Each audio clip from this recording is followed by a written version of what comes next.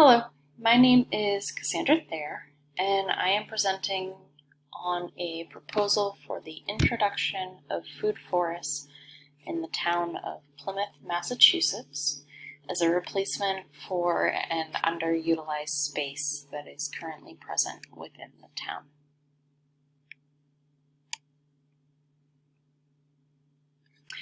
Food insecurity has hit hard in the past year with the impact of the COVID-19 pandemic. People who were not previously faced with food insecurity suddenly found themselves out of work and at risk for a lack of food. What's important to remember is that these people are not just homeless individuals, but people that we may often see, such as neighbors or familiar residents of the same town. In fact, some studies show that poverty-stricken areas are less likely to be food insecure than ones that may not be looked upon in the same way. Plymouth is likely one of those towns, as we are seen as a tourist destination due to being America's hometown. So therefore, we're not really considered a poverty-stricken area, but we are still faced with food insecurity just the same.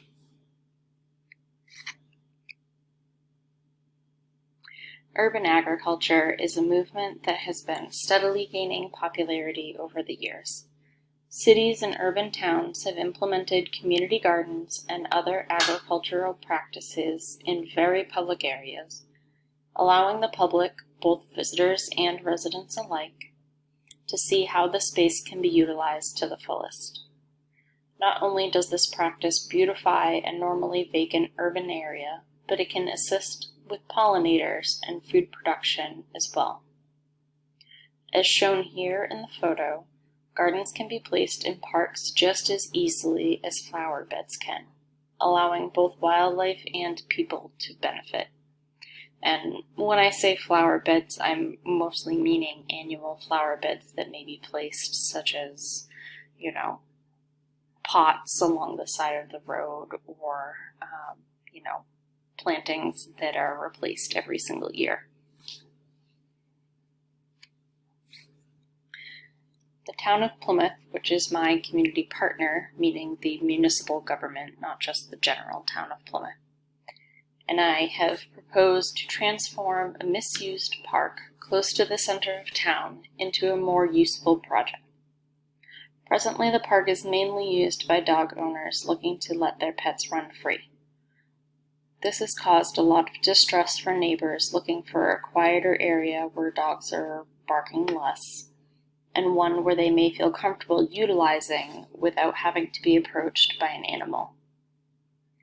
The town has decided that they would like to transform this area into a food forest to better suit the town and their goals. The picture that you see here on the right is a Google image of the Allerton Street playground. The area is completely fenced in, which is creating the problem with dogs running free because it's one of the only fenced-in parks within the entire town. So over the years, it has become extremely run down. The grass no longer grows there from all of the urination of the dogs and the constant trampling. And if you look very slightly to the lower left of the pinpoint on the image, you can see a very sad swing set that becomes very underutilized. In fact, it's hardly ever utilized.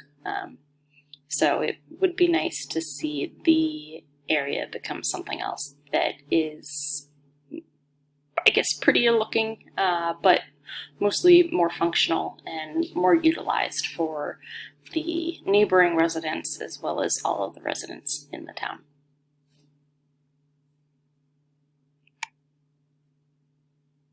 Food forests are a bit different than the typical community gardens in the sense that they are mainly perennial plantings.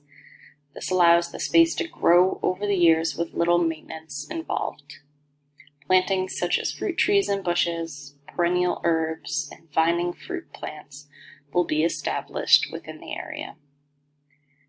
This will be able to be transformed into a place that residents can visit and enjoy the beauty of these plants as well as the fruit that they bear.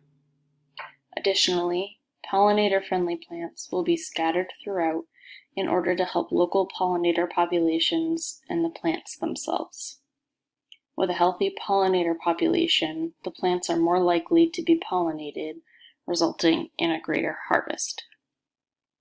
While this is our main goal of establishing the perennial plantings and the pollinator habitat, there is an additional, somewhat lesser goal of creating educational signage about what food forests are, how they can benefit the town, as well as pollinator habitats, local pollinators, and the such.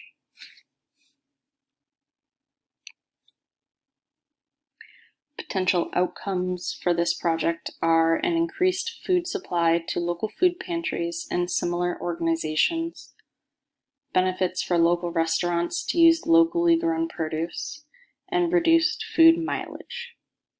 Many restaurants use a wide variety of produce, and in addition, grocery stores use an even wider range of produce, resulting in food traveling hundreds, if not thousands, of miles to get to its destination.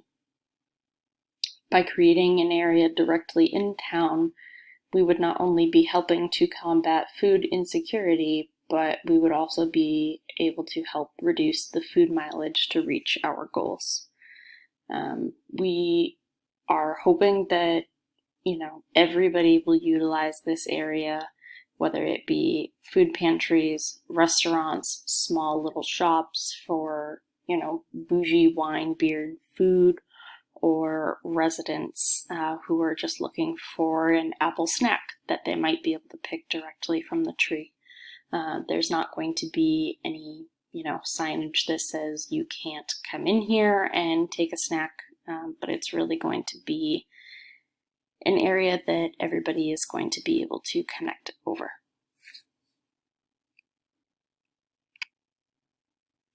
Thank you for listening to my presentation, and thank you for being here in the class with me for the past 8 weeks. I hope to see some of you in Capstone 2 so that I can see the final portion of your projects and we can close this chapter of our lives together.